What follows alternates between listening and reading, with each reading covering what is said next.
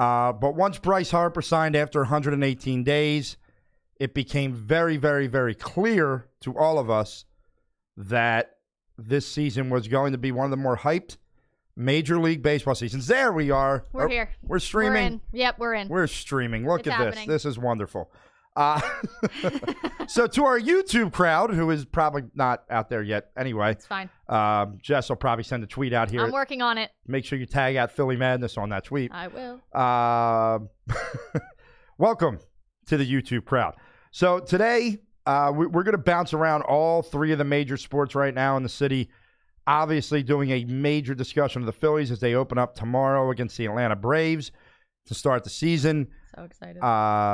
Bryce Harper had a press conference today. There was a special on NBC Sports Philadelphia last night called Signing Harper that was really awesome that kind of delved into everything that took place to get us this deal, which ironically was also the topic of an article right after he signed, written by Phillies beat writer for The Athletic Philadelphia, Matt Gelb, who will join the show today. Okay, in about 10 minutes or so, Matt will join us to kind of preview the Philly season, what he expects, what it was like down at spring training. I'm sure it was a lot more excitable than it has been over the last couple of years to cover this team in spring training, all the hype. But I want to talk to him about the pressure and how much patience we need to have as a fan base. You know, we've talked about this with the Sixers, that they've had three different teams out there, and it takes a while for teams to gel. Right. I don't think much is different in the baseball realm. I think it's going to be the same type of thing, that you got to give this thing some time to gel. Like, don't expect them to come out and be 12-1 after the first 13 games or something along those lines. So, excited, and we'll talk a lot about that. We obviously are going to talk a little bit about some of the interviews that have taken place at the NFL League meetings. Where are they at? Orlando? No, Phoenix. Phoenix? They're in Arizona. When did they go to Orlando? That happened already. Literally, I don't know, but they're in Phoenix. Okay, awesome. They're in Doug Phoenix. Peterson's out there on his scooter. Yeah, Doug's out killing there on a scooter killing it. But some interesting things have been talked about in meetings. So we'll talk about that. And then obviously, we got about 8 games left in the regular season for the Philadelphia 76ers. Yeah. Came off a really big week and have had a really sloppy week. And I want to get Jess's reaction. I want to give you my reaction, which might surprise you. Rob's reaction might surprise you. So you want to stay tuned for that. Okay. Can't wait. You might be totally stunned by the way I'm taking my look at this situation. So now I've messed up for tomorrow, Jess. You know, it's spring it's opening day. Of course you have. I haven't messed up. I really, it was one of those things where you got to have to do it, and I'm okay doing it. My brother-in-law is moving and it asked me to come help him move for about a half hour. It was one of those things. It was like, how do I say no? I need to go home and sit on the couch and watch game 1 of 162.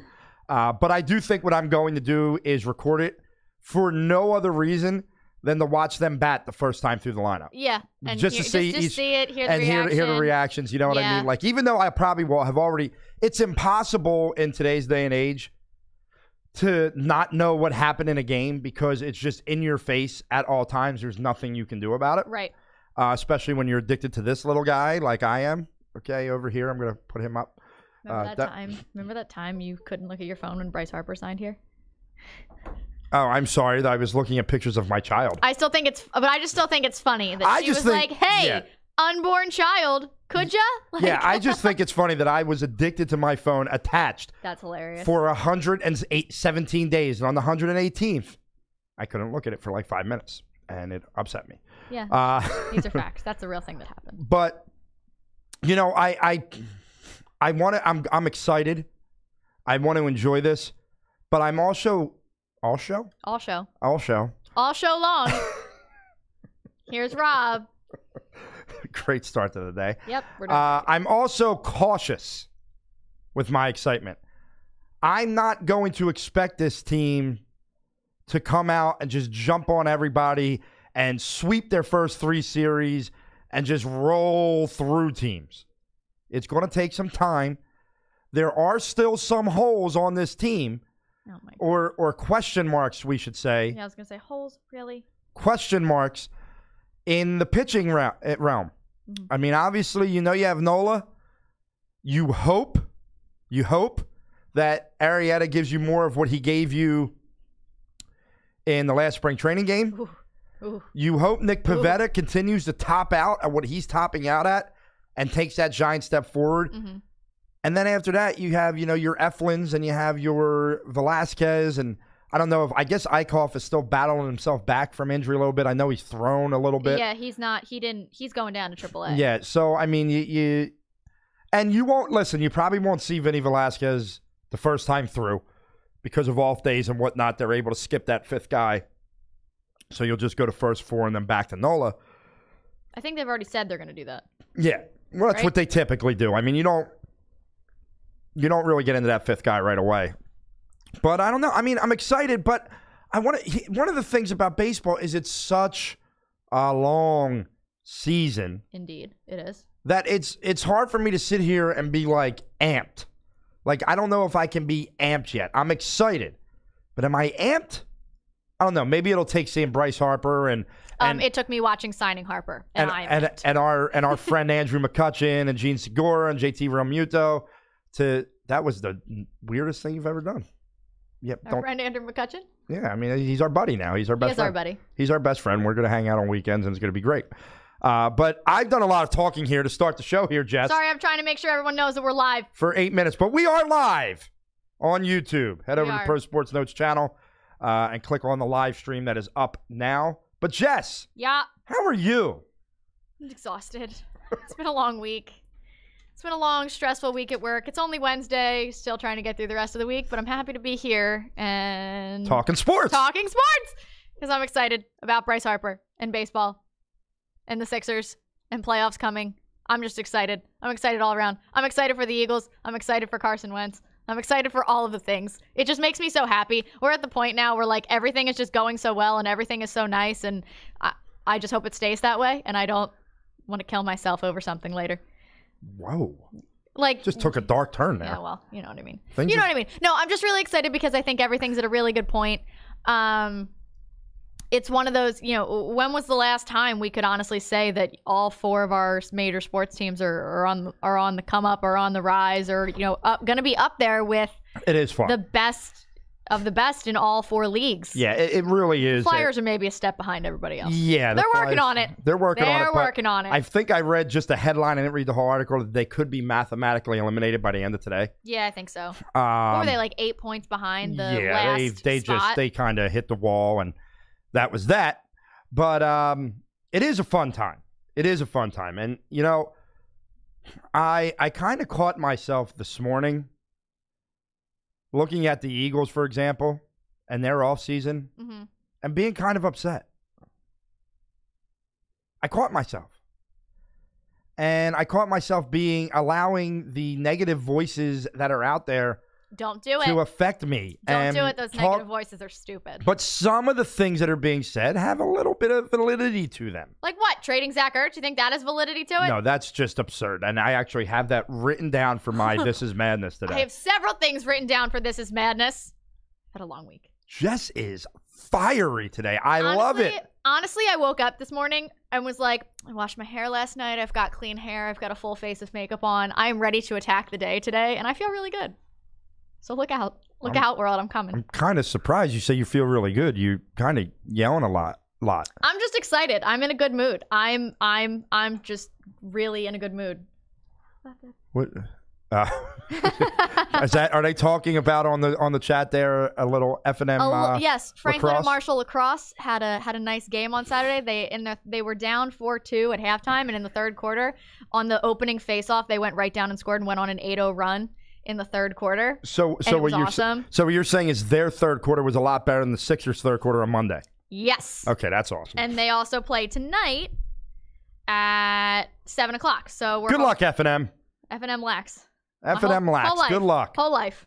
That is not just a sport. That's a lifestyle. It is. And I wish. And I wish the boys luck tonight. Yeah. So here's a fun one. I wasn't aware of how I mean, I went to his games in high school, but it was kind of just like, yeah, they're there. These lacrosse parents are no joke in college, and I was not prepared when I went to a game the other day, and I was like, wow, I'm excited. It's like me yelling at Eagles games, so it's a lot of fun. So, yeah, they play tonight at 7. They play Gettysburg, so it's a league or conference game. Okay. Conference game. All So, right. Well, you talk about yelling, and there's going to be quite a lot of yelling and cheering and excitement at Citizens Bank Park tomorrow. I'm guessing this is how bad I am. Is it 3:05? no, it's 4. Even better. Maybe I won't miss that much of the game. I will. I'll be in the car. You'll be in the car. I'll listen to it on the radio. Oh, it's dance night. It's dance night. It's dance I night. would have. I literally would. I would have bitten the bullet and done the doubleheader tomorrow night if it wasn't dance night. I would have. I would have done Phillies and then done Sixers and had a freaking ball. That would have been a good time. Unless both of them lose, that would suck. God, it would be a really bad day. Well, as long as they allow our man to go more than 60 pitches, I think we'll be good. But right now, I want to bring on from the Athletic Philadelphia, it's Phillies beat writer, does a great job covering the team, Matt Gell. Matt, thanks for joining Rob and Jess on The Madness. Hey, guys. Thanks for having me. All right, Matt, it had to be a different feel for you this year down at spring training. Even prior to Bryce Harper, a lot of moves were made. But just talk about what it felt like around that clubhouse throughout spring training this year. Well, I mean, there's expectations, and I think, that says a lot because there really haven't been any expectations for the last few years. And, you think about it, I mean, 2011 doesn't feel that long ago, I guess, when you think about it. It's less than 10 years ago. But it in another respect, it really does feel like forever ago. I mean, so much has changed since the Phillies were last in the playoffs and since the Phillies were really last even a contender for the playoffs. There are expectations now. And with those expectations come, a different vibe, a different mindset. And I think we saw a little bit of that this spring. I think there's a little more excitement around the team, obviously, for certain reasons. But, I think everyone goes into this season knowing that they're not really a novelty. Last year they were like, we think we can compete. No one thinks we can compete. We've got this young roster. We've got a lot of potential. There's no novelty anymore. They're not going to be taking anyone by surprise like they did for the first 4 months of last season. I mean, they are expected to win. They're expected to go to the playoffs, and expectations can be a good thing and they can be a bad thing, and I'm really interested to see how they handle it. From a little bit different of a perspective, obviously, they, like we talked about, they brought in all kinds of different players through free agency acquisitions, through trades. They appear to be a serious contender this year, and John Middleton has made that extremely clear. From a management perspective, how do you think Gabe Kapler is really going to fare in year 2 of being a manager, but also with all of these all-star level pieces that they've brought in? Well, we're going to find out. I mean, there's we all know how this is going to go. I mean, if it goes bad early in the season, all the fingers will be pointed at the manager, and whether that's fair or not. I mean, he knows that. I think we all know that. I think the players know that. I mean, they have to win, and I think you're going to see a different style of managing, I suspect, from Gabe Kapler, and he's been a little more upfront about it the last few days. But even early in the spring, I wrote about it. They added guys who are expected to play every day, and they will play every day. This is not going to be like last year where we saw him, this daily tinkering of the lineup, and it was sort of like, what is he going to do today? Who's going to be where? Who's going to be on the bench? Who's going to be playing at this spot? I mean, you're not going to see that. Barring injury, they have a fairly set lineup, with the exception maybe of third base, where you could see Maikel Franco and Scott Kingery both get at bats there. But there's not going to be as much mixing and matching in the lineup. They have a set rotation for now. I think the bullpen is where you'll see Gabe Kapler really wield the most influence on this team. And he's going to have to make the right choices late in games, between Sir Anthony Dominguez and David Robertson and Hector Neris and Pat Neshek and some of the lefties. I often think that a manager's influence on a team, is really seen in how he manages a bullpen. And we saw challenges with that last year from Gabe Kapler early in the season and late in the season. And I think that is the spot where he stands to gain a lot of improvement And if he doesn't improve in bullpen management, it's going to be a problem for this team. But that is the one spot where I really see a lot of pressure and a lot of possible influence from the manager. Continuing on the bullpen, I think one of the things a lot of fans were upset about was kind of when they would come out and say, guys don't need roles in the bullpen. We're going to pitch who's best at this point in that. Do you believe his best situation would be to give the guys like roles, say, hey, you're the seventh inning, you're set up, you're closer? And do you think he will even do that? Well, I think his best situation is to see who's pitching the best. And look, I think in a perfect world, they would like to have a set closer, and it's possible that they do have a set closer later on in this season. But yeah, I think if you look around the game right now, I mean, they are not the only team doing this. They are, in fact, far from the only team doing this. I mean, there are, I think more teams this year that don't have set closers than teams that do have set closers. It's just become this thing that teams are doing, and it does make sense. I mean, one night you might have David Robertson get the last 6 outs of the game because he comes in the eighth inning and he pitches a quick eighth inning, and you're like, well, let's just send him back out there for the ninth. He's got closing experience.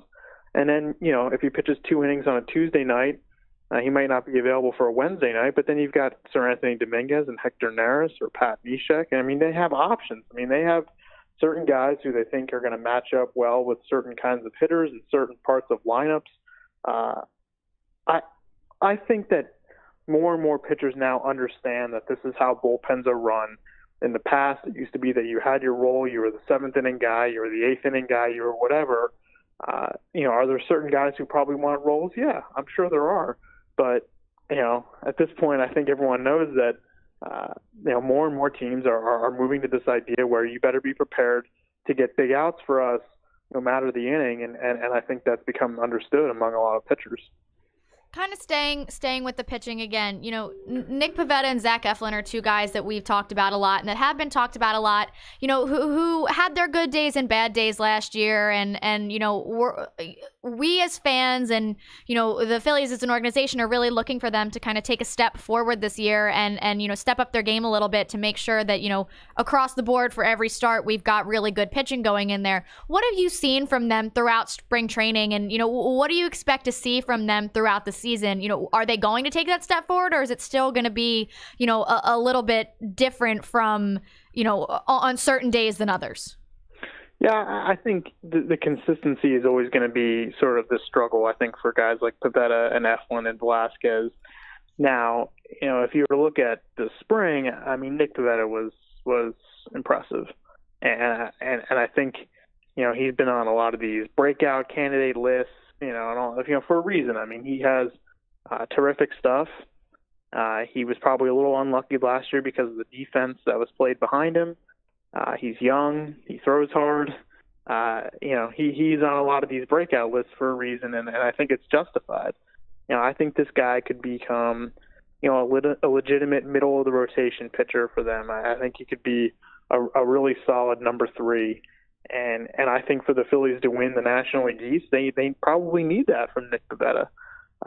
As far as Zach Eflin and Vince Velasquez go, I think we saw periods last year, like for example, last June when Zach Eflin might have been the best pitcher in the National League for the entire month. He was that good.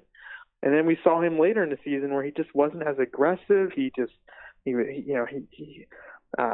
had some, here and there, you just do a few things that you would just kind of make you scratch your head. And the same thing for Velasquez, who might be the most maddening player on the roster, who's not named Odubel Herrera.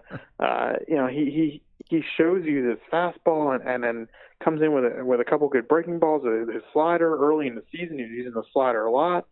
And then you just, you get these starts, one every 3 starts or 1 out of every 4 starts where he's just not, he doesn't have it. And look, that is the definition of a fifth starter. I mean, you could go around and ask any team, are you happy with your fifth starter? And I would just suspect that most of the teams would say no. And that's because they're fifth starters for a reason. I mean, they don't need Vince Velasquez to be an ace. I mean, I think we forget that on the 2008 team, who was the fifth starter that year was Adam Eaton.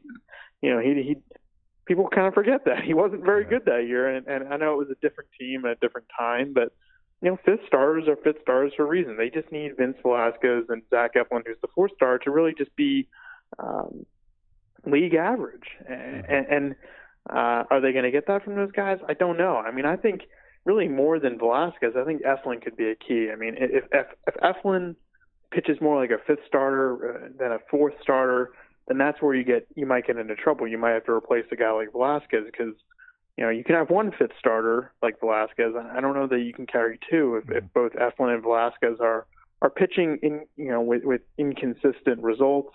That might be where they run into trouble. Talking with Matt Gelb from the Athletic Phillies beat writer. Matt, one of the things that's been talked about, obviously, adding 4 new pieces to the lineup. And I'm curious how you think that's going to help guys like an Odubel Herrera or a Maikel Franco, who kind of had a lot more pressure on them, I guess, last year to be the guys in the lineup. Now they could just be, other players in the lineup. Do you think that can help them to grow their games? Well, I mean, I think it just relieves some of the pressure for for these guys. Remember, a couple years ago, Odubel Herrera and Maikel Franco are hitting in the middle of the lineup. And I've always thought, I know they gave Herrera that contract after his second year, and it was the kind of deal that, because he was really the only guy in the lineup, he was the only guy who was guaranteed money. He there was just a little more pressure or a little more attention paid to Odubel Herrera. But I think he's probably the fifth or sixth. He's probably at his best when he's the fifth or sixth best player in a lineup or on a team. And I think right now, when you look at this lineup, you're probably saying Odubel Herrera is, maybe the fifth or sixth best player on this team. And I think he's a solid player. I don't think he's a great player. But now he's in sort of this role that he should have been in all along. And when you rebuild, sometimes guys like Herrera and Franco, get a little more of the spotlight because they are really the only guys who you're like, well, this guy could be around when the Phillies are good again. Well, why isn't he good right now? Or why isn't he as good as we think he should be? Well, maybe it's just that all along these guys are just, solid complementary role players, solid everyday guys who are not superstars. Look, I think Maikel Franco batting eighth could be terrific for him and for the team. I think he's the perfect guy to hit in that spot. He had the lowest strikeout rate last season on the Phillies. He's a guy who doesn't chase a lot of pitches. He loves to hit fastballs. If there's 2 outs in an inning, a pitcher might be trying to get Franco out because he wants to start the next inning with the pitcher leading off, the number 9 hitter. Franco might see a few more fastballs there. He loves hitting fastballs. And then in other situations where, they might be trying to pitch around Maikel Franco because he's batting eighth, you got the pitcher on deck. Franco has the plate discipline to lay off, some of those bad pitches. And I think it's a great spot for him. There's not a lot of pressure. He's still going to be playing a lot. I think both of those guys, where they are in the lineup, it's probably where they belong. And I think it just takes a lot of pressure off of them. So now we've talked about the lineup, we've talked about the free agency acquisitions, we've talked about the pitching, we've talked about management. What do you think, from your perspective, what do you think the Phillies need to do this year? What do they need to accomplish to be able to, be considered having a successful year, in your opinion? I mean, they have to be in it at, to me, the lowest,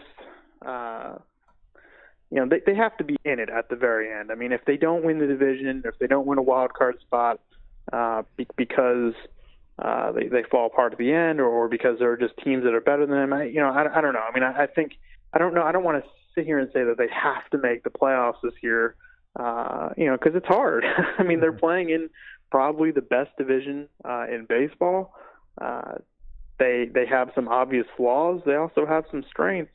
I think for this season to be a success, they have to be in it in a playoff race until the very, very end of the season. And if they miss out by a game or 2 games or whatever, then, is it going to be disappointing? Yeah, it probably will be, just because of everything they put into it. But I mean, you want this team, if you're the Phillies, if you're the front office, if you're the manager, Gabe Kapler, you want this team to be in it at the very end, at the very least.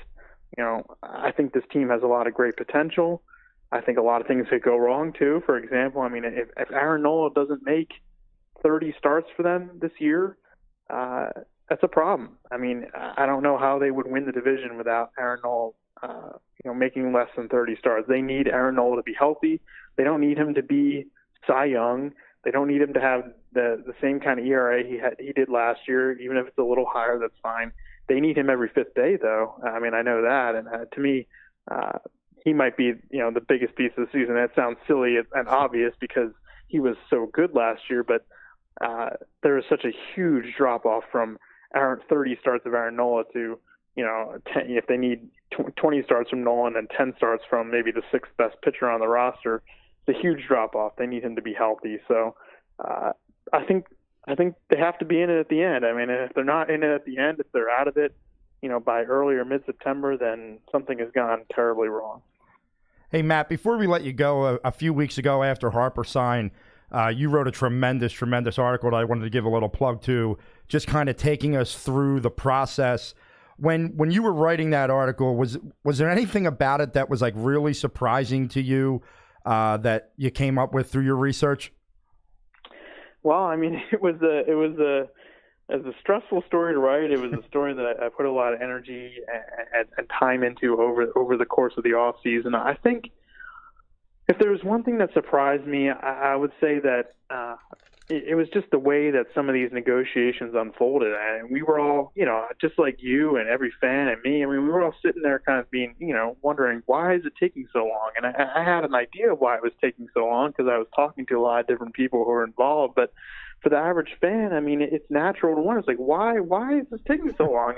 And really just talking to the people who are involved, it's amazing to see how, like, there were, the negotiations really didn't take place until like the last 2 weeks there. Not until the last 2 weeks did they really start talking about actual dollar figures and years and kind of the ideas that would get a contract done. Obviously, they had met before that, but they really didn't get down to the nuts and bolts of the negotiations until about 2 weeks before the signing happened. And it was such an interesting dynamic between the agent, Scott Boras, and then the agent for Manny Machado, Daniel Lozano.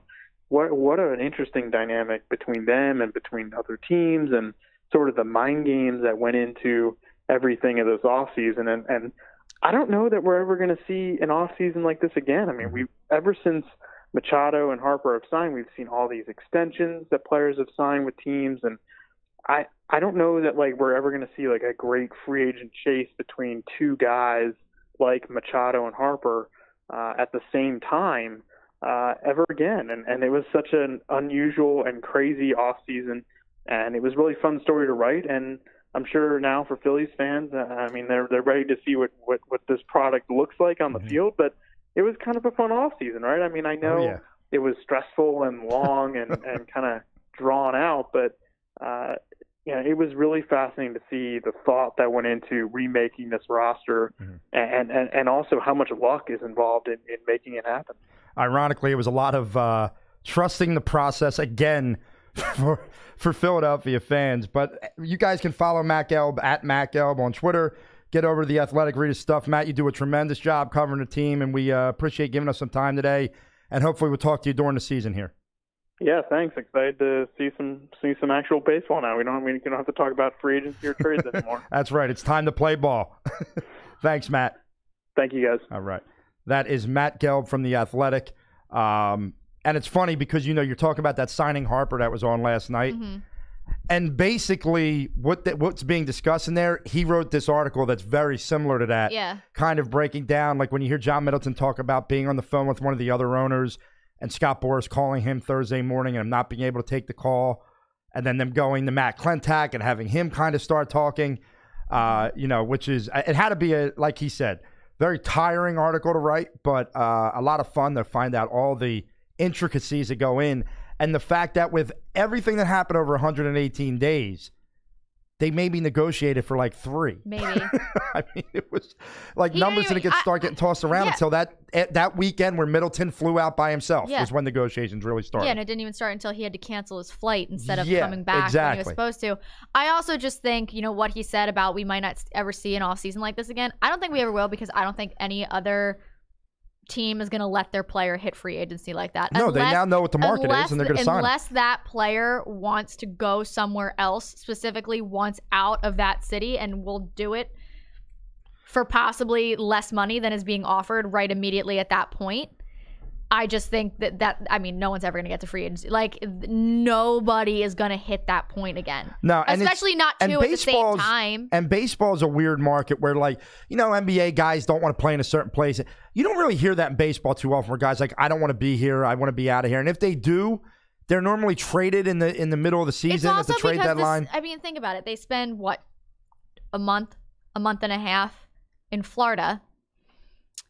And then they're on the road. They're on the road from April to usually, October. Yeah. It's a rarity, I feel like, in baseball to hear a guy. So think about it. Just bash where they are. Right, because you have what, November, December, January, where you can potentially be home in whatever city you're in, and even then, you just. They have all this money. They just go travel, do other things. They don't have to stay there. Most of them have houses other places too anyway. Like, you don't have to. I think that's part of it. Like, you don't have to be there. Right. You are literally never there. Yeah. I mean, and that, you know, it's like he said, I agree. Like Matt said, yeah, you won't see an off season like this again. But it was stressful. It was fun. We loved the damn result here in Philadelphia. We might be preaching a different tune right now if it wasn't that result, but, you know, you can't go back. It is what it is. The Phillies have added 4 new bats to the lineup. They added a really good reliever in David Robertson, and they're ready to go forward. And, you know, it gets started, and one of the things I love about baseball is they're going to start it off, and just as so happens, who are the first 2 teams they're playing? Atlanta for 3, and then down to Washington for 3. And that's awesome because right off the bat, you're going to see your divisional foes. And no, I'm not going to judge too much in that. And then who do they play after that? I'd have to look at the schedule. I'll pull it up. They play someone, and then they come back here and play the Capitals, the Nationals here, right after that. Yeah, because that's the game I'm going to on the 8th. I have tickets so far for Saturday. And then May 4th, the Jimmy Rollins ceremony with the retirement ceremony and the replica 2008 World Series ring for the first 15,000 people, which means I need to try and get there super early. Although I've been yelled at about that game, but we're not going to talk about it. That's neither here nor there. No. Where was I going? And then and then you interrupted me. I'm so sorry. You said you get to see the division already? Yeah, I'm not going to judge it based off the outcomes of the game. Like, if they lose 2 or 3 to Atlanta, I'm not going to go, oh, God, here we go. We'll never beat Atlanta. It's over. Boo Gabe, next game. We're not going to do that here. That would be very hypocritical of a Brett Brown apologist to do that. But it looks like, let's see, I got the schedule up here. Why did they take me to May? I don't even know what they're doing. I can't read. You can't read? I mean, I can't. Shut up. You're an English teacher and you can't read? They get the Twins at home for 2. So they go 3 with the Braves, 2 with the Nationals, 2 with the Twins. And then they come back here and play the Nationals, right? Or is there something in between there? That's what I'm trying to find. I got to actually come up with baseball, because there's 162 games. Even Google can't put all the damn games there and make things a lot easier. And then they got to put it on a calendar. So now I got to go this way. Okay, here we go. 2 Washington, then they're home for 3 against the Twins, 3 against the Nationals, on the road against the Marlins, come home for 3 against the Mets, little road trip to Colorado and the Mets, and home against the Marlins, and that kind of takes you till the end of April. I'm not going to go through their whole schedule. That's fine. I just didn't know what was in between the 2 Nationals. But I mean, you know, within the first month and a half of the season, you're going to see the Mets 6 times, you're going to see the Nationals 5 times, you're going to see the Braves 3 times, you're going to see the Marlins 6 times. You're going to see the NL East. Yeah. And then what I love, because the season's so long, at the end of the year, typically it's the same type of schedule where you're going to start seeing those NL East teams. And the hope is the games matter. The hope is that this team is fighting for the division, if not already having the division solidified. But let's be patient, Philadelphia. You haven't proven to me that you could be patient recently. Have they ever? Yes. The first couple years of the process. I thought people were very, very, very patient with the process. Twitter didn't exist then. Well, probably true. I mean, it did. It just wasn't. It wasn't what it is now. That's true. So Twitter GMs hadn't established themselves. Try and show a little patience, everyone. Let's just let this team gel. 162 games is a long season. Give this team some time to go together. All right? But before we move on to other topics and things of that nature, I think we should talk about our expectations. And Jess, I'm going to go to you so I can go take a bite of my sandwich. So that sounds fantastic. Give me your expectations.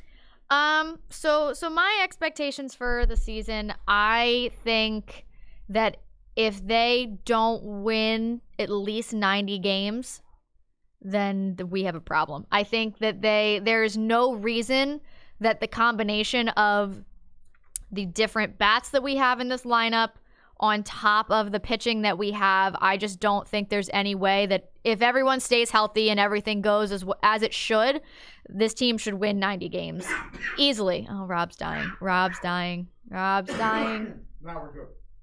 Are you alive? Are you going to make it? Yeah, we'll see. To be determined. And, I think, I forget which website it was that has the predictions in already. They have the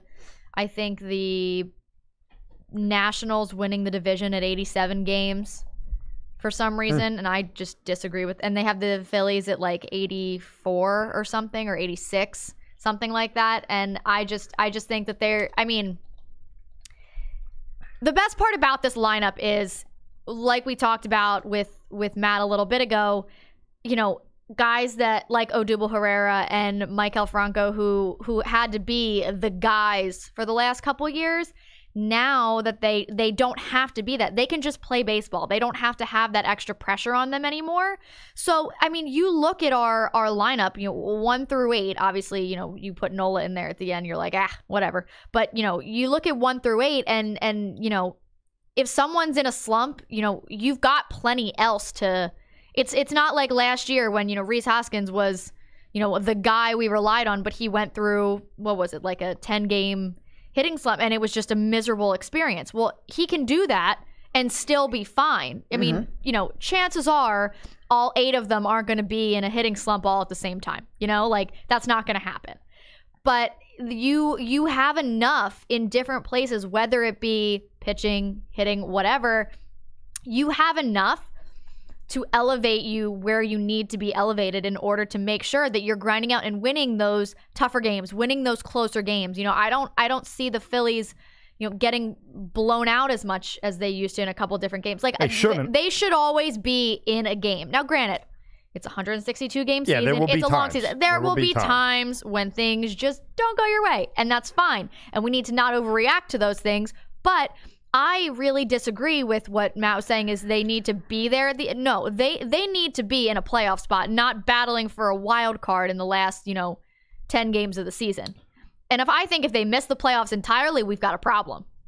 I don't think that's okay. I don't think that's acceptable at all. I get that it's going to take a little time maybe for some things to gel, but at the end of the day, baseball is the one sport where you don't really need that time. You go out there and you play baseball. You hit, you catch the ball. Do it. Run fast. No, I get your point on that. Obviously, there are things that, go into it. There's more than just that. But at the end of the day, this isn't football where you have to learn all the plays. This isn't, basketball where you have to learn some of the terminology and things like that. It's pretty straightforward. It's pretty much the same everywhere. Mm-hmm. There's no reason that this should take an extended period of time for this to work out. Maybe if there's a little an adjustment that needs to be made here and there with a lineup issue or something, that's different. But at the end of the day, I think if this team misses playoffs, we've got a serious issue on our hands. Yeah, I agree that making the playoffs should be a must. Where I disagree with you is if they're fighting for a wild card spot at the end of the year, I think that's okay as long as they get that said wild card spot. I just feel like that's because I think as long as they get it, yeah, but I don't know. I feel like they should be more outright than that. Well, it's going to be tough in their division to be outright. It's going to be tough because they don't have the pitching that Washington has. They don't have the pitching that the Mets have. And when you look, that plays a role. I mean, look, and I know everybody wants to go back. Well, in 2008, they did it with just Cole Hamels and a 50-year-old Jamie Moyer. Right? I understand that, but they, that was a different time. It was a different, as weird as it sounds, it was different. They also won that season because of an unbelievable bullpen. their bullpen could be good. I don't know if their bullpen's unbelievable at this point. They won that season, and this is where the similarities could be the offense. You remember that team. That team just drove the ball and just scored at will most nights. Look, I'll be entirely honest with you. If I was to make a prediction today, which I will, okay, I predict the Phillies to get a wild card. I do not predict the Phillies to win the division this year.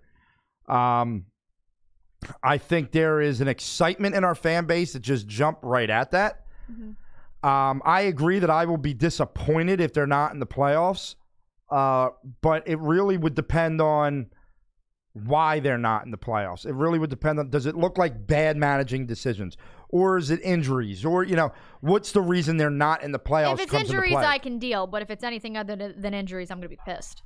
Well, because you have your Gabe Kapler. I have told you about this before. I just don't like the over-the-top positivity. I don't have a problem with him as a manager, but however, if it's obvious that it's managing is why we didn't make playoffs. Yeah, that's one thing. Gabe and I are going to have a big problem with each other. And we'll have to get Gabe on for you guys to talk that one out and hash it out. No, I won't. It won't go well. It will be extreme positivity. And he might give you a year's supply of coconut oil. You're right. I mean, there's perks to the job. I guess. So, all right. So, Jess, you're predicting a NL East win. Mm-hmm. I'm predicting an NL wild card with, I'm going to just go out. I'll say the Nationals because that pitching is ridiculous. It's just so good. And it's not like their lineup was bad last year. And I know that they lose Bryce Harper, but it's still not a bad lineup. No. So, I like them. And, you watch out for the Braves. The Braves won, 90 games last year? I mean, and they didn't lose many people. The Atlanta Braves. So, I'm telling you, 4 of the 5 teams in this division are going to beat the hell out of each other this year. Like, they're going to beat the hell out of each other. There's no doubt in my mind it's going to be almost must-see baseball every time they play each other. So, we'll see. Who's your World Series? You don't know. No, I haven't thought that far ahead yet. You should. Well, I'll get on that. I'm not going to do that. I haven't done that yet. I'm going to do it now. Okay, you do that. I'll let you know later. Okay, I'm going to do Houston. Okay. Heads back. And I'm going to have them play the Los Angeles Dodgers going back again. Ew. I know. I hate it. I don't think that's just my prediction. Oh, they don't have Manny Machado's hustle. How are they going to get back there? Who knows? I can't tell you how happy I am that he's not here. Quite honestly. Well, I know. I remember your feelings on Manny Machado. I get it. It's all right. I wasn't going to be upset if they got him, but it wasn't going to go well the second that he... Upset? I wasn't going to be upset that we got, a generational talent, but it's a waste of a generational talent based on his attitude. That's hard right there. Tell me I'm wrong. I don't think it's a waste of a generational talent because he's still a generational talent. I think it's a waste. He's still a generational It's a waste because he doesn't care or want to use it to its highest advantage, and that's the difference between him and Bryce Harper. And that was the difference between the fan base's view on him and Bryce Harper. I'm trying. They're both generational talents, but at the end of the day, Bryce Harper is going to give you everything he has, including if a pitch gets too close to him and he doesn't like it, he's going to charge that mound real quick. And he's going to have the entire city of Philadelphia supporting him. Loved his Instagram post as he walked out. It made my heart so happy. Did it? It did. All right. He addressed our guy, BDN, in there. Yeah, I can't believe he actually wrote that. That's awesome. I wish he would have written it out because that would have been funny. No, it's better that he wrote BDN because it means that he already knows the lingo. He wrote Nick BD Foles, and I was like... Close enough. Yeah, that is close enough, Mr. Harper. That is awesome. All right, let's flip the script here. Okay, where are we going? We are doing a little bit shorter of a show today, ladies and gentlemen. We have things to do. I have to get home to my children. Jess has to get to Lancaster. Hopefully, trying to get to Lancaster. Hopefully, try and get to Lancaster. That's the goal here. We would be. What is? You wrote. Would the Philly season will still be a success? No one's answering me. Yeah, no one likes you. You had to put that out there. No one likes you. You didn't have to read that out loud, though. Why not? Because no one answered. Why would you read that out loud and make it sound like we're as lame as we are? No, I didn't put it out there. You did, so it just makes you sound lame. No, I put it there, but I didn't say it out loud. I said it out loud for you. But why would you do that to us? To put you in public scrutiny.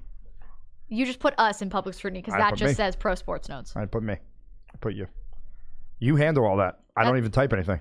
Yeah, because we don't let you near a computer. That's just a mistake. I'm on a computer right now. Literally on a computer right now. So you're a liar. Yeah, is what you tell me. Okay. Don't forget, 10 minutes from now, we've got a new special segment. Yeah, we forgot to tease it. You tease it, Jess. Okay, so we talked a little bit about a couple weeks ago as we were discussing the interesting debacle with one Robert Kraft. And then we talked about how there's always some interesting things going on in Florida. There's always something weird going on. And we maybe considered the idea of doing a This Week in Florida little segment. And then the tweet went viral where it was like, type in a Florida man and your birthday. And that went, so people were doing that and looking to see. Have you seen that? No. So basically, if you go on Google and you type in a Florida man and then your birthday, it'll come up with what was in the news that day on your birthday. I'm doing it right now. Usually it's pretty funny. Like mine was a guy in a Minion costume a guy attacked a guy in a Minion costume or something. So I would write a Florida man July 28th. Yeah. Okay. And just see what happens. Let's see what happens. So we decided that we definitely needed to do our This Week in Florida, and our good friend Patrick will be calling in at 4:00 every week, halfway through our show, to let us know what happened exciting this week in Florida. Okay, so can I give you my Florida man challenge? Yes, please. Okay, I'm just reading off. The first headline is Florida man makes beer run with gator in hand. There you go. This one says, I'm actually clicking on it.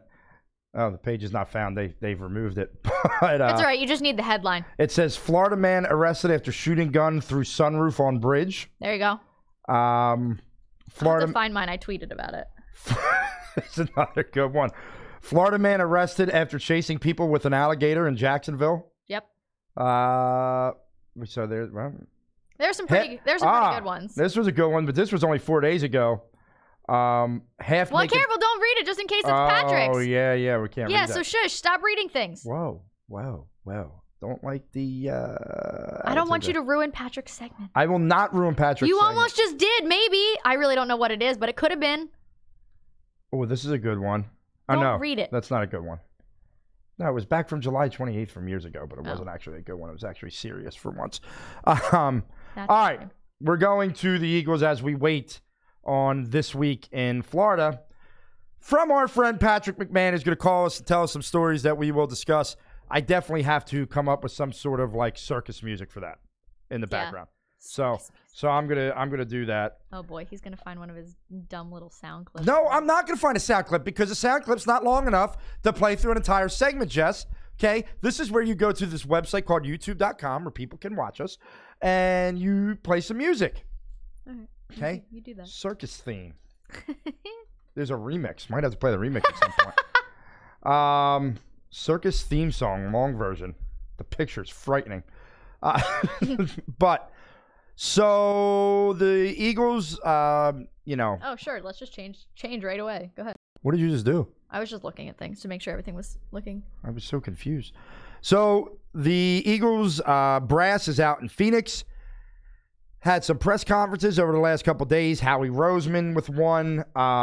You had our friend Doug Peterson talk a little bit, and you even had Jeffrey Lurie last night talk with apparently the biggest thing coming out of that he really wants the Kelly Green alternate uniform. It's the league's fault. If he had anything to do with it, they would do it. But the league doesn't. It's the helmet thing. Can I ask you something? Sure. I'm going to ask you something. Okay. Maybe I'm just trying to be a contrarian here. You're just... Yeah, okay. Why are we so obsessed with the uniform that at the end of the day, when you look at results, is just etched in failure? Okay, well, the same uniform that they're wearing now was just etched in failure literally until a year ago. But it's not anymore. So, okay, but it was, and this was still a conversation before, and so what's the point? Well, this is your set uniform. Like, why are we having this big... Why not just... But they're not going to wear... Just have an alternate uniform. Just wear it once a season. So why can't you just have an alternate uniform with your... Why does it have to go back to the Kelly Green? Because the Kelly Green is dope. Why, though? Because it's a better color than the midnight green. It's just a cooler green color. I look at it and I see, 3 and 13. Okay, and well, 5 guess what? and 11. Guess what? They went those records in the midnight green too. I am aware of what they did. So but your then point, change your that point, too. Your then point, change that's your, a horrible point. No, it's not. Then change your colors altogether if you don't. But what I'm saying is, we want to go back to a time where football wasn't great. No, that's not what it is at all. That's a stupid point. So it makes you remember the bad times. No, that's a dumb point. Going back, it's just going back to a classic. That's all it is. I love the color. I wore the color a couple weeks ago, last week. It's the same reason that like the Steelers wear that bumblebee outfit. It's the same reason the Packers do the one that's not even remotely close to their colors now. Yeah, but they won a lot of championships with that stuff. So what's it matter? It's throwing it back to. So you act like we had no great players that came out of that era. We had great players. All right, so it's throwing it back to that. What does it matter? It's a one thing to wear once a season. I'm whatever about it. Like, I'm not mad if they do it. It sounds like you are. No, I just don't understand the obsession with it. That's all. I don't understand the obsession. I don't know. I don't know what I was going at. No, I don't know what you were going to say either. No, I love it. I think it's so much because I think part of it is how angry. Remember when they had the 75th anniversary of the NFL? Yes. And remember the heinous uniforms that the Eagles wore that came out of it? Yeah, I own one. That's just an offense on all levels. But I just think that when that happened, they won a game by like 30 I know, points in that. I was there. Okay. They had an unbelievable offensive day. Against the Detroit Lions, but that's neither here nor there. Calvin Johnson had a great day, too. That was when I started really playing fantasy. And I had Calvin Johnson. Did you also have Kevin Curtis? Because he balled out that day. I had Calvin Johnson, Kevin Curtis, and Brian Westbrook. They had like 120 points between the three of them. I was like, I love fantasy football. Awesome. I think part of this obsession with getting the Kelly Green back is because there are a lot of teams that have throwback uniforms now. That's what they wear every now and then. And I think also because when they did the 75th anniversary, where they all wore the different uniforms, I think from my perspective, at least what I noticed was there were a lot of people that were just really mad that they chose that of all things throw back to. You do know that they did eventually wear the Kelly Greens a few years later. Yes, I know, but it was with Kevin Cobb, right, against the Packers. Yes, I remember when he died. Yes, I was there for that as well. Yeah. But I just think that when it was this big celebration of stuff and they pulled out these ugly blue and yellow, people were like, "What the actual hell?" And I think people regardless. Or the Frankfurt Yellow Jacket. I don't know what to tell you. Regardless of what you want to say about a horrible era of football, there are players whose numbers are retired from that era. There are players that Eagles fans through and through will never forget from that era. And it also, I think, shows the progression of, now that we have won, since we've won, you hear all these stories of people calling into the radio or just, on social media in general, talking about, that era, sitting through that with their parents, with their grandparents, and now they have kids, or, thinking about going through it and, what the Super Bowl means to them. I think it's just it's a tribute to that team. It's a tribute to the Eagles' history, and it's almost like, something for the fans who waded through all that kind of stuff to be able to get to where we are now. I think it's so much more than just people want to see the team in Kelly Green. As is most stuff with the Philadelphia Eagles, it's so much more than just what it is to an outsider. It's so much more than what it is to a different person. It's so much more than what it is to someone who's a fan of a different franchise. People don't understand what it means to be an Eagles fan. And I think there's a lot of stuff that goes into it. Like, for example, there is no other team in the NFL that talks. Think about when we talk about the Eagles and we say, oh, we need to do this. We beat that's how it is. Nobody else talks like that about their team. No one says we. I say that to people of other fans of other teams, and they're like, you just said we, right? And I'm like, is that weird? And it is weird. So I think that it's so much more than just a different color jersey. You didn't catch that. It's a violation to call yourself we. We always do it. I don't. Yes, you do. No. Okay, go back and listen to literally any show. I just wanted to give you that. I thought you did a very good job of. Thank you. Of explaining it. I thought it'd be very nice to to give you an applause. I was Thank hoping you. that was a good one because there's like 3. Yeah, that was. And I have a feeling that one would be a mock. And I was like, I Yeah. really hope I don't give her that Yeah, one. no. Because then she's going to call me an ass and it's going to be really bad. But no, I think that's just what it is. I just think it's more than just the, oh, we want to see him wear this jersey again. You know what I mean? Like, I just think it's a lot of things. All right, I'm with you. Okay, so to what started this conversation, I wanted to talk mainly about Howie Roseman and his comments. We're gonna hear from Patrick shortly, though. So, How shortly? I mean, it's 3:59. Tell him to call right now before we even get into this. He'll hear you say that. He's watching right now. Patrick, call. And Phone's gonna ring. and make sure you mute. Oh, he heard me. I told you he would. He's listening. He told me he would. Here he is, our friend from the main line, from Villanova, Patrick McMahon, with our This Week in Florida. Patrick, how are you, man? I'm doing well. How are you guys? We Hi. are doing wonderful, and I'm not going to lie, I'm super excited to do this, to have this moment of going over Florida and how insane it is. So please, All right. please get us started here. So yesterday I Google searched Florida news, and what I found was a Florida man died after trying to remove pet pigeon from power line with a 20-foot aluminum pole. And I'm playing circus music to this man's death. But think about how dumb that is. A 20-foot aluminum pole. So he's trying. Wait a minute. I get it. One more time. Yeah, give it to me again. Okay.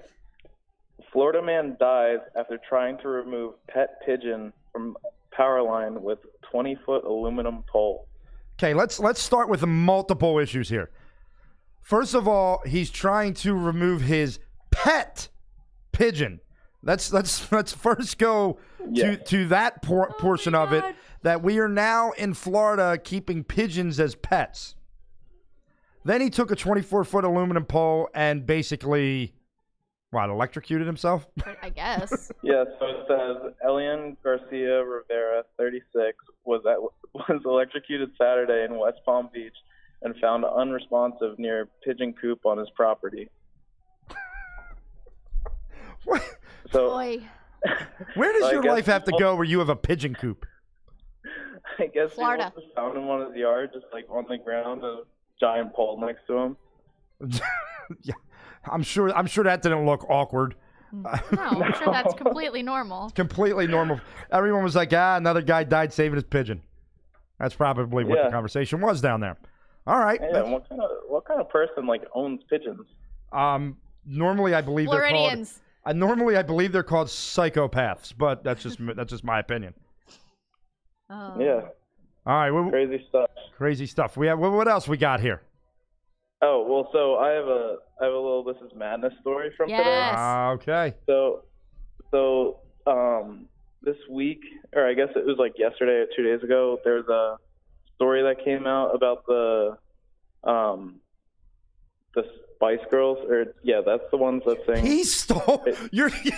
Please tell me you're gonna go with literally the first thing written on my list, Patrick. Please do it. Is Spice Girls. Go. No, but mine is way better. My story, I think, is probably gonna be better. Fantastic. I'm excited. That's awesome.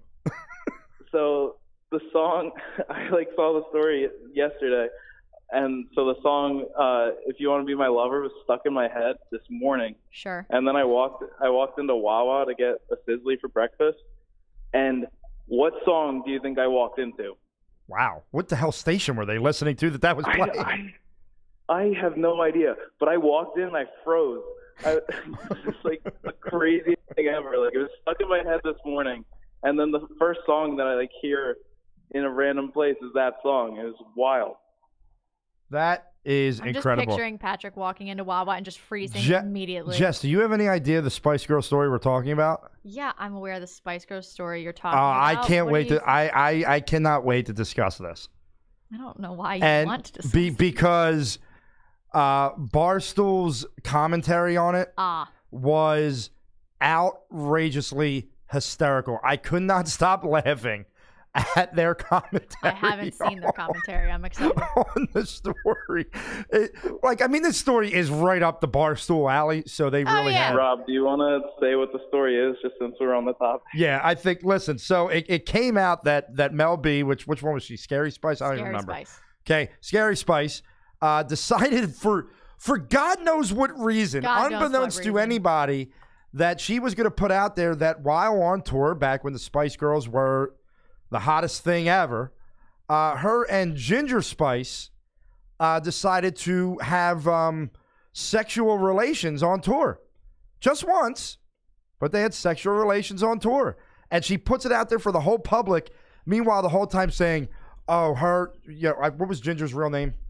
I know Jerry you know. Halliwell. Yeah, Jerry and her husband are going to kill me for putting this out there. Then why are you doing it? Yeah. I don't understand. She's interesting. And not only that, she talked about making out with Sporty Spice, which, let's be real, none of us were surprised by that maneuver. Most of us, and this is kind of what Barstool talked about. Barstool said, look, I'm telling you right now, if I had to put my money on who was involved in this, Sporty Spice would have been the first name that came up. So, but my God, if that's not the best story ever, Jess, how do you feel about that story as a female? Patrick, I have a feeling you feel the same way as I do, where you're just blown away by this. I'm just tweeting that you have more Spice Girls knowledge than anybody I know combined. What do you mean? Why do I have more Spice Girls knowledge? You knew her name. I didn't even know what the hell her name was. I know, but you're just the way you're talking about it. It seems like you just really know your stuff, and I think it's funny. I'll tell you why I know my stuff later, but okay. I had to watch that movie about 150 times as a child. I did voluntarily because I did not. I was with 5 younger kids, 3 of which were girls that wanted to watch that movie. Actually, 2 of which were guys. One of the guys who I know is a listener to this show because he's my cousin, and now he's like 21, and I'm not going to throw his name out there, but anyone who listens knows exactly what I'm talking about. Loved the Spice World movie as a 3-year-old boy. I loved the movie. I used to watch it all the time. I'm definitely in that category. But I just don't understand why she's got enough negative stories out there about her. Awesome. Not that this is, whatever, to each their own. But I just don't understand why she's did she converse with her before she was going to just put this out there? Obviously not, because she consistently says. Are they going to throw a wrench in the reunion tour? Because I swear to God, I'm going to be pissed. Now, who's the Spice Girl fan? I didn't say here. I wasn't. Listen I'm just you. saying if this throws a wrench in the reunion tour, I'm gonna be upset. Oh God! Well, Patrick, listen, we appreciate you coming in with the pet pigeon story, starting our This Is Florida off real hot, and then coming in with a great This Is Madness that got us talking about the Spice Girl sex show. Jesus Christ. Oh man. And then so this is a weekly thing, Patrick. We'll hear from you every week with this stuff. Yeah, I'll definitely find out some Florida news to share with you guys every week. That's what we love. Patrick McMahon, we appreciate it, man, and we'll talk to you soon. You're welcome. See you guys. All right. Bye. Yeah, well, pet pigeons and Spice Girl sex. That was what Patrick brought to the table. 4 o'clock hour. In the 4 o'clock hour. The 4 o'clock hour is brought to you by pet pigeons and Spice Girl sex. But in all honesty, we're actually brought to you by ProSportsNotes.com, powered by WildfireRadio.com. There it is. Catch us Friday mornings, 9 to 11 a.m., WildfireRadio.com. You can catch us on iTunes, search The Madness with Rob Lange. Catch us on YouTube by searching The Madness Podcast or going to the Pro Sports Notes channel to catch all of our shows. And you can catch us live streaming every Wednesday, mostly 3 to 5, although next week it will be 4 to 6, and we'll make sure that you all know that. So now that we're done with the goofiness, let's spend the last 25 minutes or so here, because we are going to end a little early today. Little Eagles talk, little Sixers talk, little This Is Madness, and move on with our lives. Sounds like a plan. All right, so here's what upset me about Howie Roseman. Okay. He said that they were true to our beliefs with their offseason transaction. That's fine, except I don't believe it. Why? Because in the past, their belief has been younger guys. If you look at their free agents that they signed, Deshaun's over 30, Brandon Graham's hit 30, Vinny Curry's at 30. You didn't really go younger. Now, I'm not against it because what it's telling me is we're in win now mode. and they're hoping that their draft picks are the guys that these guys are bridges to their draft picks. I mean, I guess that's what you got to hope. But if you think about it from the opposite perspective, Malik Jackson's under 30. Mm-hmm. LJ Fort's under 30. LJ Fort doesn't excite me. I know it excites him, but that just drives me nuts. That's fine. But either way, he's still under 30. And in the process of this, they've acquired several more draft picks, and they will all be under 30. Yeah, listen, one of the things that upset was just, me, right. No, I know. One of the things that upset me is LJ Fort was at the top. Well, now what you're telling me is you don't value linebacker. Well, we knew that. But this is just, but I'd rather you not even put that out there in the public. I think he was just trying to reassure everybody, but I don't think it came off that way. Hope in October, November, I'm sitting here going, man, was I wrong about LJ Fort? But I don't see it. The guy hasn't played. I mean, come on. There's plenty of guys that they could have got to bring in here, and not LJ Fort. But the number one thing he said that upset me. Oh, boy. The number one thing that frustrated me was his excitement for the running backs on the roster. He's just trying to calm everyone down. Listen, he's not going to sit there and tell you exactly what he's going to do. He's going to try to calm everybody down. No, and he did put out there, we didn't have our running backs until after the draft and blah, blah, blah, blah, blah. But you got to remember this fan base. And people could call us everything they want. We're not a dumb fan base. Yeah. Okay, we are a fan base that knows our team very well and knows the game. Mm-hmm. So what I'd rather you say in that situation is, hey, we're never done looking. We still have a draft. There's still things out there, and it should be a good competition in camp. I don't want to hear we're really excited about these guys. I just don't want to hear that line. I just don't want to hear we're really excited. There's no reason to say that. So let me get this straight. You are on my case all the time about Gabe Kapler, and this you get upset about? Oh, I've made it very clear that I'm not always on board with Gabe Kapler. I just think you are over the top with your hatred for Gabe Kapler. That's all. Hate his positivity. Okay. But I just think you have to keep in mind. Damn it for being positive. Damn it. You just think you have to keep in mind, there's still, I think, a really good chance that Jay Ajayi ends up back here. Ho hum. Yeah, I know. But it is what it is at this point. Not going to knock it until I see it doesn't work. Did you watch last year? Didn't work. They didn't use him, and then he tore his ACL. I know. You think all of a sudden they're going to start using him? If they use, I don't know if it could work. If they use him, it'll work. But the other thing that's frustrating that's come out is it's been reported all over the place how high this team had Tevin Coleman on their list. And they were outpriced for Tevin Coleman at $5 million a year. Maybe they didn't think I don't think he's worth $5 million a year. Wait, no, it wasn't $5 million a year. It was 2 years, $5 million total, was it not? I don't think it was. I think it was 2 years, $10 million. Tevin Coleman contract. I don't remember though, quite honestly. I really don't remember at all. But I'm gonna look it up. Don't worry. That's fine. You do that. Okay. I also don't think C.J. Anderson is the answer to our problems either. I'm no, just gonna put that he's out not. There. I just want to make sure you were aware that is how I thought. I'm sorry. His contract was 2 years, $8.5 million. But he's a chance to get to 10, right? Through incentives. But my whole thing is, look, to me, any running back, that's what you're going to pay. Now, I am staying on this game. If I'm the Eagles, I'm taking one of my fourths, since I have two, and I'm trading it to Chicago, and I'm bringing back Jordan Howard. Now, I understand it's a rental, and you'd have to re-sign him. I get that. But his worst season ever was last year. You know how many yards he had rushing in a year where he was totally being shunned from the offense at times? He had 970-plus yards rushing. I'll take it. Every day of the week, I'll take it. And then have your receiving back in Corey Clement. I'll take it. Every day of the week, I'll take it. Twice on Sundays. I see what you did there. And sometimes on Mondays. And a Thursday here and there. And a third. I just think that I think it's going to wait. We won't see anything until the draft or after. Yeah. So I'm not going to concern myself with it until then. I'm just we'll see what happens. At this point, absolutely. At this point, I'm just waiting for them to make the moves, and then I'm judging them from there. Yeah, I'm not going to sit here and pretend to be a GM. So we're now, like about a month out of the draft at this point? Yeah, it was a month. So what I like to start doing is seeing, and me and you can work the phones, is trying to get a draft guest on every week in preparation. And I know that we're still trying to set something up a little bit bigger. But if we can get a draft guest on here every week, just talk a little Eagles, what they think about the Eagles, what they think about other players, that sort of thing, and start having like a drafting with the Eagles segment type of thing every week here for the last month up until the draft. Ooh, we got a Bleacher Report notification. What happened? It's nothing relevant to us. Nope. Not at all. Okay.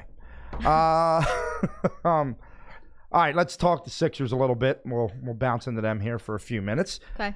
We were very jovial. Actually, when we were on the air last week, it was the day of the Boston game.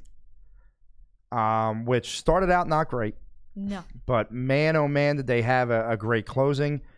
Jimmy with the pose of all poses. No. Joel I still want that blown up and just hung in my house. Yeah, we should blow it up and hang it in here. That should be like one of our pictures on the wall. Be so pretty. And a big win against Boston. Only if it has I want the one that has all Jimmy posing, all of them looking excited, and Kyrie walking away looking sad as all hell. That's the... Yeah, Kyrie was not happy with that. Kyrie was bawling in that game. He always does. It's fine. They can't guard guards. You know that. Oh, I know. They can't stop a guard. Unbelievable. But so we were all very happy. And I'll be honest with you, in that moment, I said to myself, I want the 3 seed. I still want the 3 seed. But these last 9 games, meh, is how I reacted. Then how have you been reacting since? The Sunday Atlanta game, I was very calm. They lost the game on the last play, whatever. I was not upset after Sunday's loss. When I found out, Saturday's loss. When I found out right before Monday that Ben Simmons wasn't playing, when I looked at the line, having the Sixers as an underdog, I honestly kind of sat there and went, they could lose this game. They probably will. Was I disappointed in the effort? Yeah. But I was talking people off the ledge in text messages. Me, Mr. Dramatic, Mr. Freakout. I'm proud of you. Of all times, sat there, read your tweet of one? Sixers. What the actual F is going on? It was the effort. Dramatic. It was the effort. I was upset with the effort. But then I was looking at it, and I also, I tweeted right after, Ben Simmons is extremely important to that team. Without Ben Simmons, we are not where we are. Ben Simmons is a huge reason of, why we did not beat Boston last year. Right. And, when he is at his best, the Sixers are at their best. Yeah. That was a huge L for the trade Ben Simmons crowd the other night.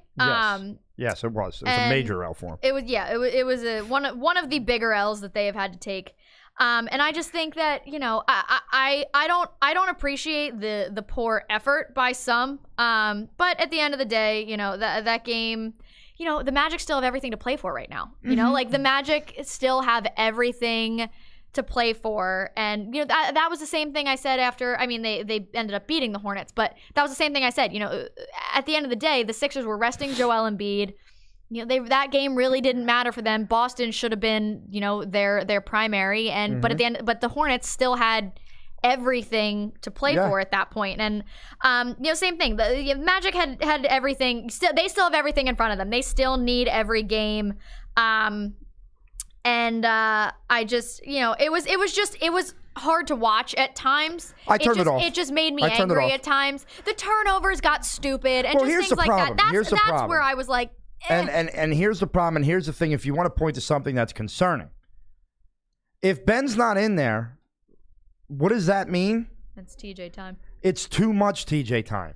If you have a point guard that has to play for 30 minutes a game, who can't score, who can barely dribble, who can't shoot, and he's back and he's playing 30 minutes, It's not good. It's not good. And let's talk about it because I tweeted that night. I said, so Ben Simmons is pretty important to the Sixers team, huh? Yeah, you got roasted. And then I tweeted, friendly reminder, you're all kinds of stupid if you think that Ben Simmons isn't a primary reason for the Sixers' successes. Some individual decided they were going to respond to my tweet. Oh, did Ben play on Saturday? You mean when they lost by 2 points? So I said he did, in fact. He had 21 points, 6 boards, 9 assists, 4 steals, and 2 blocks. Now get out of my mentions with this idiocy. And he said, gladly, because you think empty stats win games. Learn the game and stay off Google. Night. And, that didn't sit well with me. So no way you allowed that to just sit. No, I said, oh, that's cute that you think I don't know the game. I'm super glad you think TJ McConnell's 2-6, 2-0-0 didn't have anything to do with tonight's game. And he responded, I apologize. You might know more than me. Just not a big Ben fan. No jumper after 3 years. No off the ball D. TJ should not see the court at all. Okay, now have a good night. They backed down that quickly? Oh, he backed down so fast because he knew he had no point. Do not come at me about not knowing the game. About not knowing the Sixers team. Do not start with me. Just put that in the mental bank to. It's not going to end well for anybody that tries. If I ever want to piss you off.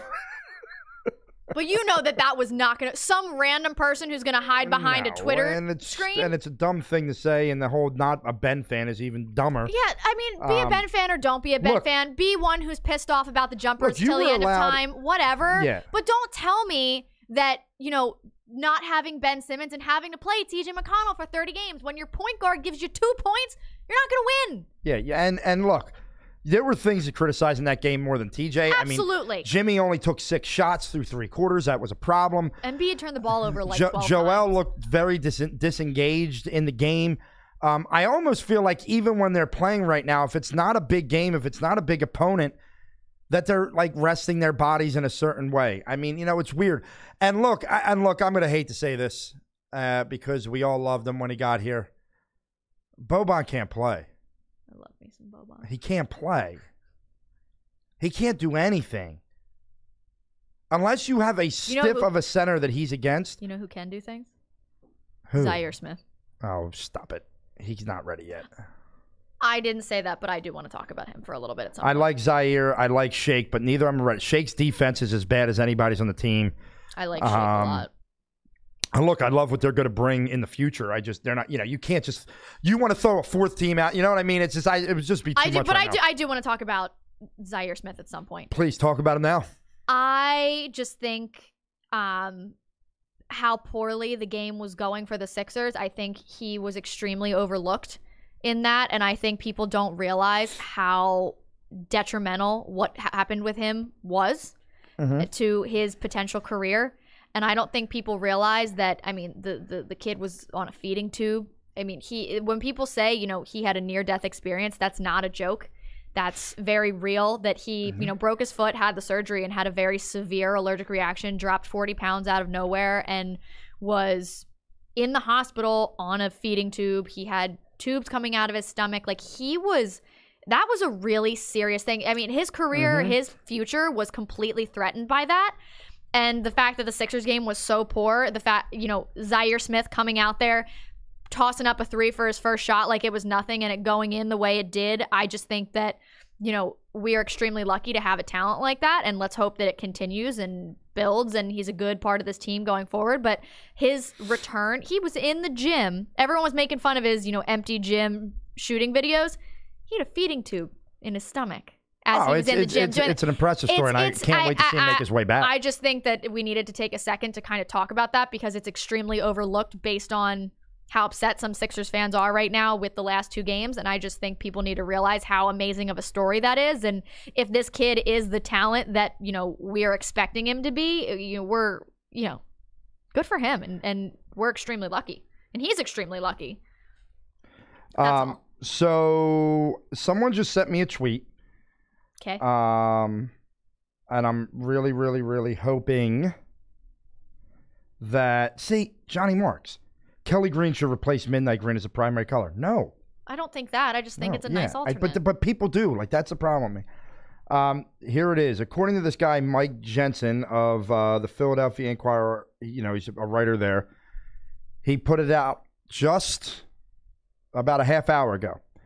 According to several sources, St. Joseph's University has targeted 76ers assistant Billy Lang. You're just seeing that now? No. Oh. But an announcement could come as soon as next week, which means they're like, it's not just that they're going to interview him. Like they want him. Like they're going to hire him. Yeah, they're going to give him that job. And you know what I have to say to that? Thank you. Take him. Bye. Because he can't coach defense. And like, look, you know what I didn't realize, and I was having a conversation with somebody the other day, and Billy Lang was an offensive guy.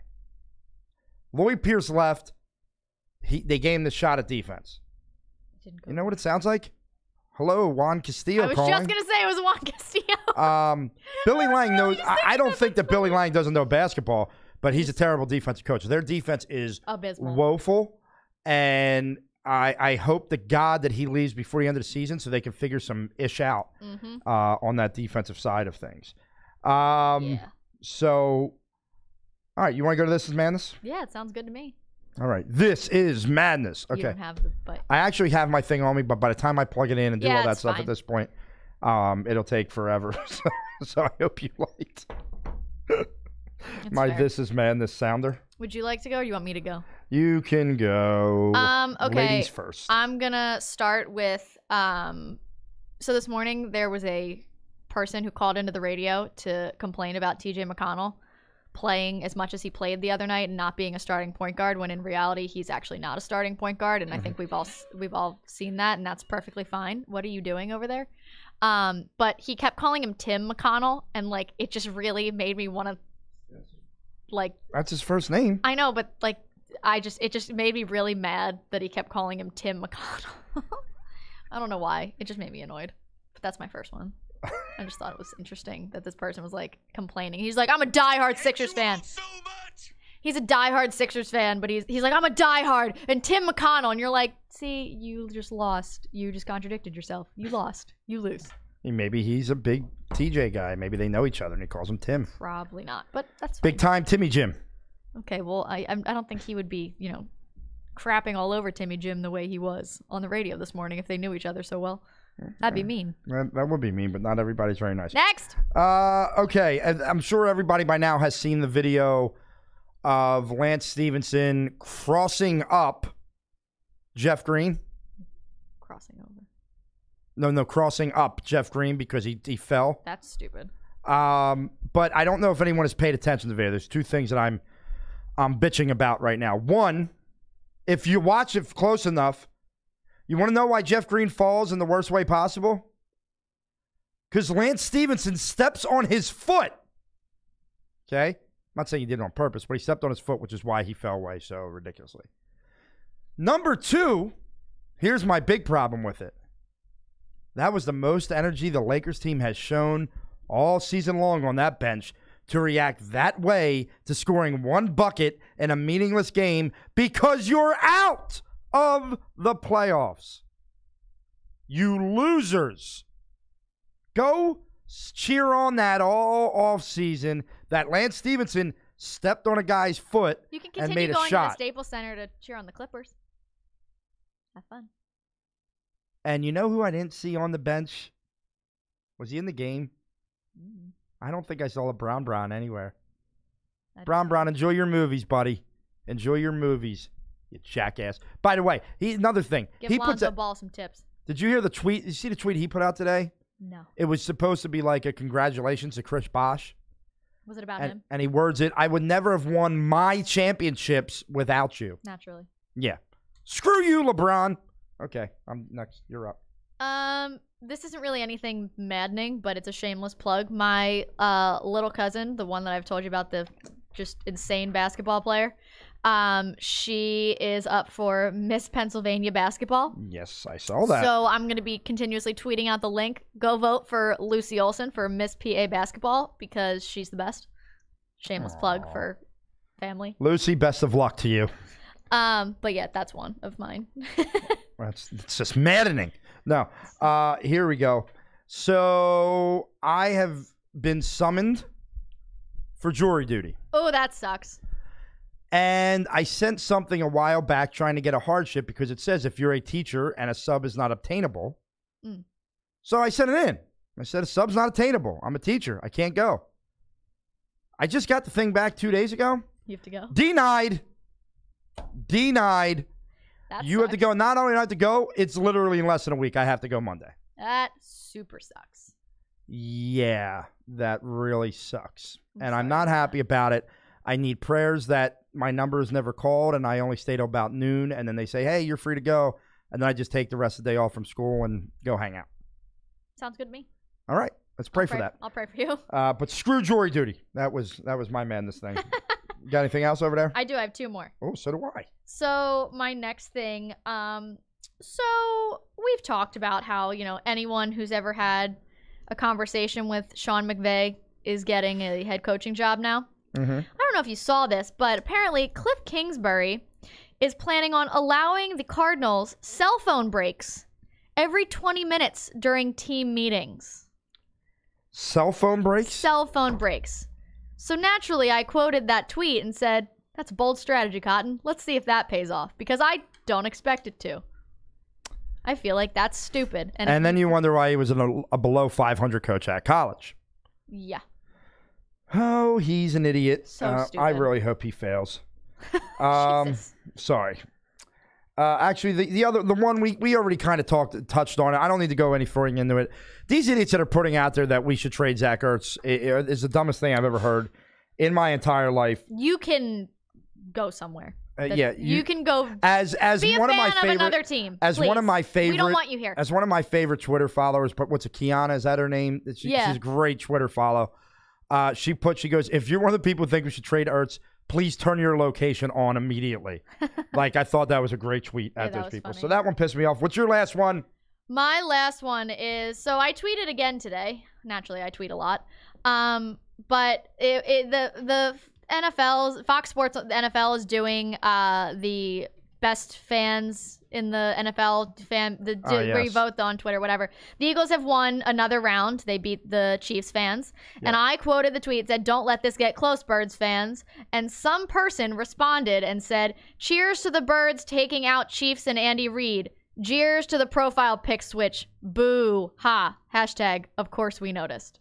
Meaning I had a picture on my Twitter and I changed it to a different one. And this Apparently person feels the need to complain about it publicly. He was publicly not a fan. Sorry. My apologies. You disgust me, you people. Unbelievable. I was like, here's one. It's kind of a sad one. Oh, you're going to end on a sad note? I mean, I don't know how actual sad it is. I'm kind of being a child here. All right, well. I grew up when I wanted to watch a movie going to a store called Blockbuster.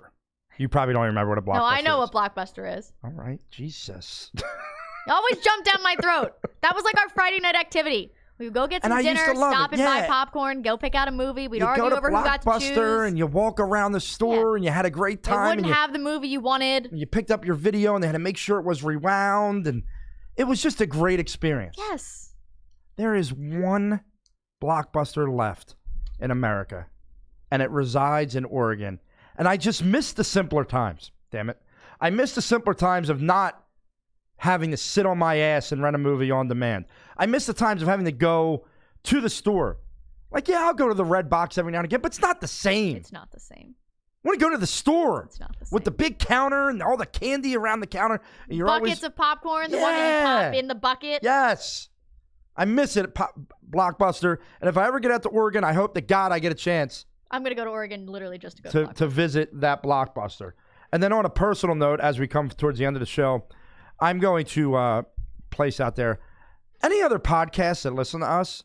I would love to be a guest one time. I mean, damn. You know how many times I got to look and there's Jessica Town thanking someone for having them on their podcast? No, I know my stuff, man. All right? I know some stuff. I know some things. I'd be a fun interview. All right? So why don't you just pick up the damn phone and call? I don't care how pathetic this seems right now. I'm coming out asking for this. This is ridiculous. Put me on a damn podcast. Maybe Jess could use some of her contacts to get me on the damn podcast every now and again. And when I got on, I'd be sure to mention Jess too. I don't know. Jess has mentioned me on the podcast. Unbelievable. Just had to put that out there. Well, thanks, guys, for tuning in. It's been a great show. Well, like I said, we're ending a little bit early this week, but we will be back next week, probably a little bit later. But we'll talk about the first week of the Philly season. Talk about some Sixers as we get very close to the playoffs.